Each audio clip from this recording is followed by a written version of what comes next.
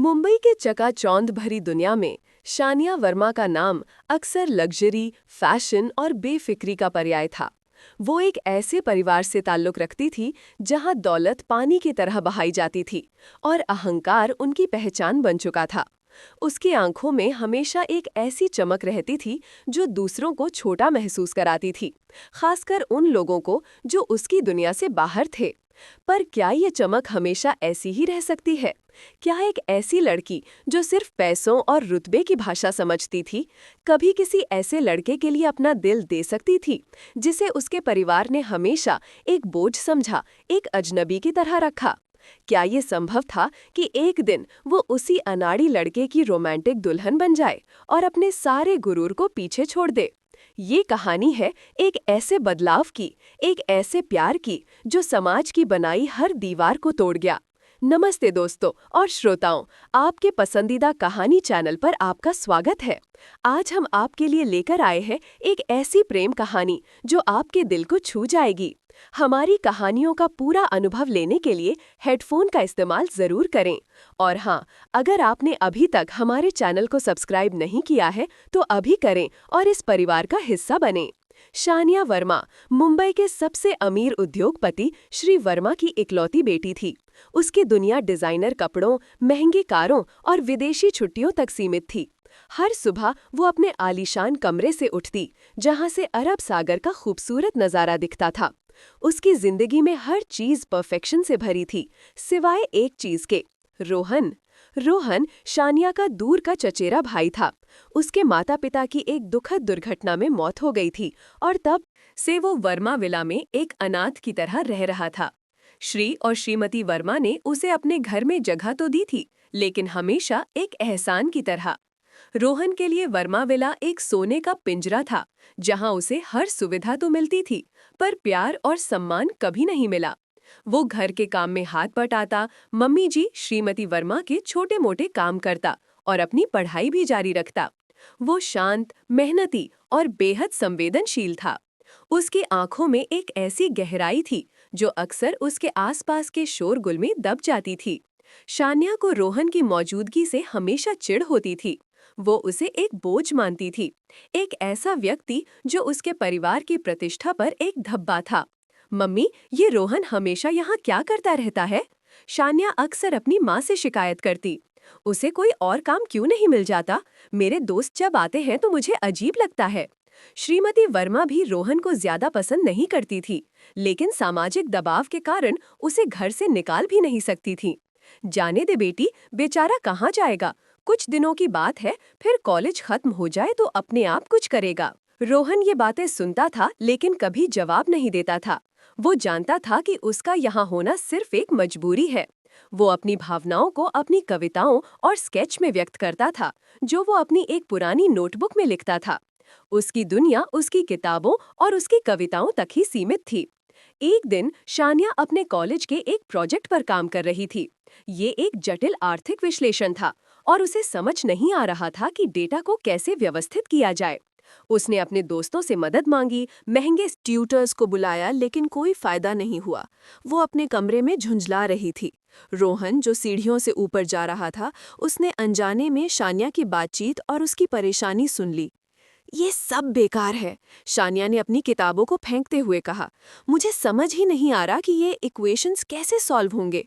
रोहन ने दरवाजे के बाहर से आवाज दी, क्या मैं आपकी मदद कर सकता हूँ शानिया? शानिया ने गुस्से से दरवाजा खोला। तुम मेरी क्या मदद करोगे? तुम्हें इन सब चीजों का क्या पता होगा? रोहन ने शांत भाव से कहा, मैंने बस सुना कि आप इकोनॉमिक्स के डेटा को लेकर परेशान हैं। अगर आप चाहें तो मैं एक बार देख सकता हूँ। मैंने अपने कॉलेज में एडवांस्ड इकोनॉमेट्रिक्स पढ़ा है। शानिया को उसकी बात पर यकीन नहीं हुआ। तुम इकोनॉमेट्रिक्स? तुम तो सिर्फ, वो उसे गरीब या अनाड़ी कहने वाली थी, लेकिन रुक गई। उसकी परेशानी इतनी ज्यादा थी कि उसने सोचा, क्या पता, कम से कम एक बार देख ही लेता है। ठीक है, देखो। उसने अपनी फाइलें उसके सामने फेंक दी। रोहन ने शांत मन से फाइलों को देखा, कुछ देर सोचा और फिर एक पेंसिल उठाई। उसने कुछ ग्राफ बनाए, कुछ इक्वेशंस को सरल किया और उसे एक बिल्कुल नए तरीके से समझाया। उसने डेटा को इस तरह से व्यवस्थित किया कि सब कुछ स्पष्ट हो गया। शानिया उसे देखती रह गई। ये तुमने कैसे किया? रोहन ने मुस्कुराते हुए कहा, बस ये एक अलग तरीका है सोचने का। अगर आप इसे फॉलो करेंगी तो आपका प्रोजेक्ट आसानी से हो जाएगा। वो बिना किसी प्रशंसा की उम्मीद किए वहां से चला गया। शानिया को विश्वास नहीं हुआ। उसने रोहन के बताए तरीके को अपनाया और उसका प्रोजेक्ट बेहतरीन बन गया। उसके प्रोफेसर ने उसकी खूब तारीफ की। पहली बार शान्या को रोहन में सिर्फ एक बोझ नहीं बल्कि एक तेज दिमाग वाला व्यक्ति दिखाई दिया, लेकिन उसका अहंकार अभी भी उसे ये मानने नहीं दे रहा था। कुछ हफ्तों बाद श्री वर्मा को दिल का दौरा पड़ा। घर में अफरा तफरी मच गई। शान्या और श्रीमती वर्मा घबरा गई। वे बड़े बड़े अस्पतालों और डॉक्टरों को फोन कर रही थीं, लेकिन ऐसी स्थिति में क्या करना चाहिए ये उन्हें समझ नहीं आ रहा था। रोहन ने तुरंत मोर्चा संभाला। उसने शांत दिमाग से एम्बुलेंस को बुलाया, डॉक्टरों से बात की, अस्पताल में कागजात तैयार करवाए और सारी व्यवस्थाएं संभाली। वो रात भर अस्पताल में रुका, श्री वर्मा के पास बैठा रहा, जबकि शान्या और श्रीमती वर्मा घबराई हुई हालत में घर लौट आई थीं। अगले कुछ दिनों तक रोहन ने पूरे घर को संभाला। वो दवाइयों का ध्यान रखता, डॉक्टरों से जानकारी लेता और घर के खाने पीने का भी ख्याल रखता। शान्या ने दूर से ही सब देखा। उसने देखा कि कैसे रोहन बिना किसी शिकायत के हर काम को इतनी कुशलता से कर रहा था। उसके चेहरे पर ना तो थकान थी और न ही कोई उम्मीद। वो सिर्फ अपना कर्तव्य निभा रहा था। शान्या को याद आया कि उसके पिता ने एक बार कहा था, अगर तुम किसी व्यक्ति का असली चरित्र देखना चाहते हो तो उसे मुश्किल वक्त में देखो। रोहन ने इस परीक्षा में खुद को साबित कर दिया था। उसके अंदर एक ऐसी शक्ति थी जो शान्या ने कभी नहीं देखी थी। उसका दिल, जो हमेशा सिर्फ अपने बारे में सोचता था, पहली बार किसी और के लिए सम्मान से भर गया। एक शाम जब श्री वर्मा ठीक होकर घर आ गए थे, शान्या ने रोहन को अपने कमरे में कुछ लिखते हुए देखा। वो चुपचाप उसके कमरे में घुस गई। रोहन ने उसे देखा तो तुरंत अपनी नोटबुक बंद कर दी। तुम क्या लिख रहे थे? शान्या ने पूछा। रोहन झिझकते हुए बोला, कुछ नहीं, बस यूं ही। मुझे दिखाओ, शान्या ने जिद की।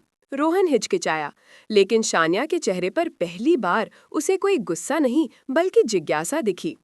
उसने नोटबुक खोली। शान्या ने एक कविता पढ़ी। ये वर्मा विला और उसके निवासियों पर थी, लेकिन इतने गहरे और सुंदर शब्दों में लिखी गई थी कि शान्या हैरान रह गई। उसमें घर की भव्यता के साथ साथ वहां के अकेलेपन और रिश्तों की जटिलता का भी वर्णन था। ये अद्भुत है रोहन, शान्या ने कहा। तुम लिखते हो? हाँ, कभी कभी। और ये स्केच? उसने एक पेज पलटा, जहाँ एक लड़की का स्केच था जो बिल्कुल शान्या जैसी दिख रही थी, लेकिन उसकी आंखों में वो अहंकार नहीं बल्कि एक अजीब सी उदासी और गहराई थी। रोहन ने तुरंत पेज पलट दिया। बस ऐसे ही। शान्या को समझ आ गया कि वो स्केच उसी का था। वो हैरान रह गई कि रोहन ने उसे इस तरह से देखा था, उसके अंदर की गहराई को, उसकी उदासी को। कोई और उसे सिर्फ एक अमीर और अहंकारी लड़की के रूप में देखता था, लेकिन रोहन ने उसे एक इंसान के रूप में देखा था। उनकी बातचीत का सिलसिला शुरू हो गया।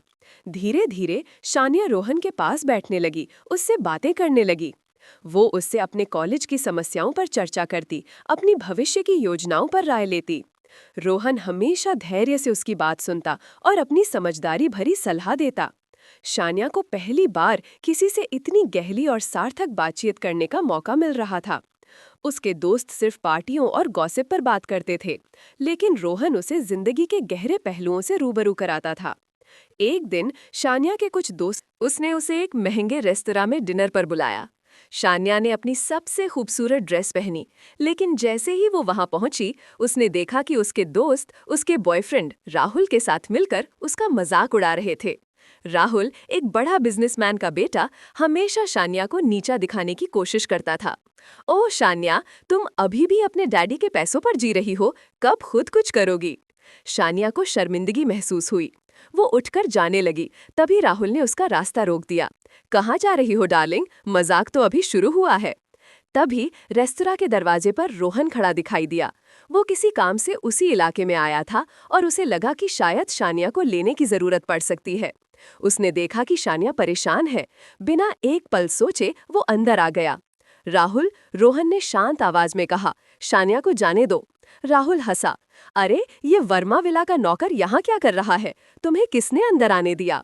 रोहन ने उसकी बात पर ध्यान नहीं दिया। शानिया चलो। तुम कौन होते हो बीच में बोलने वाले?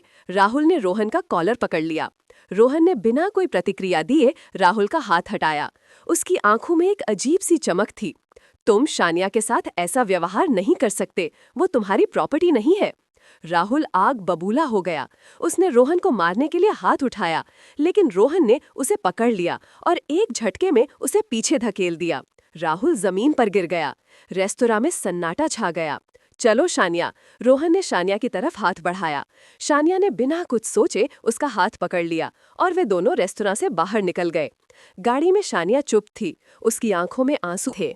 उसने कभी नहीं सोचा था कि रोहन उसके लिए इस तरह से खड़ा होगा। तुमने ऐसा क्यों किया रोहन? क्योंकि कोई भी तुम्हारा अपमान नहीं कर सकता, रोहन ने कहा। तुम इससे कहीं बेहतर हो। उस रात शानिया ने अपने अहंकार की आखिरी दीवार को टूटते हुए महसूस किया। उसे एहसास हुआ कि सच्चा सम्मान और प्यार क्या होता है। उसे एहसास हुआ कि रोहन के पास वो सब कुछ था जो राहुल के पास कभी नहीं हो सकता था। ईमानदारी, साहस और एक सच्चा दिल। उनके रिश्ते में एक नया मोड़ आ गया। शानिया अब रोहन को बोझ नहीं कहती थी, बल्कि उससे हर बात शेयर करती थी। वो उसके साथ अपनी शामें बिताती, उसकी कविताएं सुनती और उसके स्केच देखती।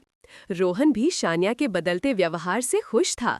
उसे लगा कि शानिया के अंदर एक मासूम लड़की छिपी थी, जिसे सिर्फ प्यार और समझ की जरूरत थी।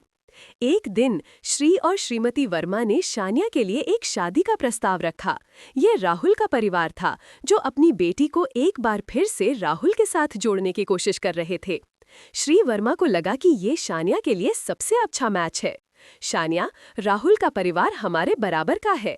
ये शादी तुम्हारे लिए बहुत अच्छी रहेगी, श्री वर्मा ने कहा। शानिया ने उनके चेहरे पर देखा। मैं राहुल से शादी नहीं कर सकती डैडी। श्रीमती वर्मा हैरान रह गईं। क्या? क्यों नहीं? वो अमीर है, पढ़ा लिखा है और तुम दोनों एक दूसरे को जानते हो। मैं उससे प्यार नहीं करती मम्मी, शानिया ने कहा।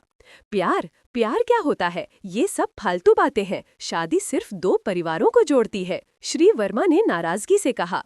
शानिया ने गहरी सांस ली। मैं राहुल से शादी नहीं कर सकती, क्योंकि मैं किसी और से प्यार करती हूँ।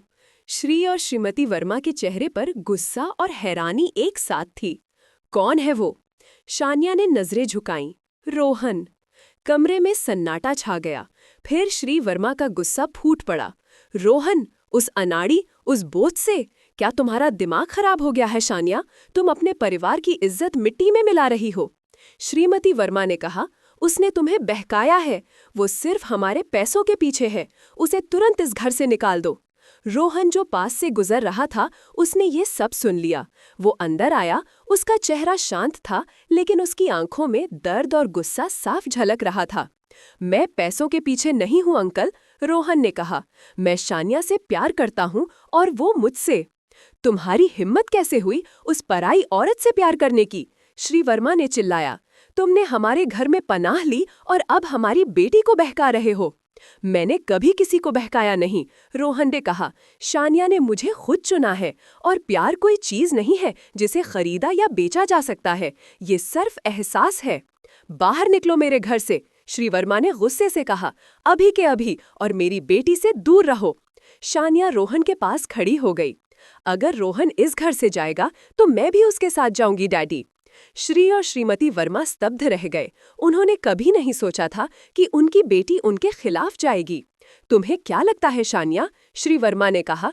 तुम उसके साथ कहाँ रहोगी? तुम्हारे पास कुछ नहीं है, तुम जिंदगी कैसे बिताओगी? मुझे उसकी दौलत नहीं, उसका साथ चाहिए, शानिया ने कहा। उसकी आंखों में आंसू थे, लेकिन आवाज में दृढ़ता थी। मुझे रोहन चाहिए। रोहन ने शानिया की तरफ देखा। उसकी आंखों में प्यार और गर्व था। उसने शानिया का हाथ थामा।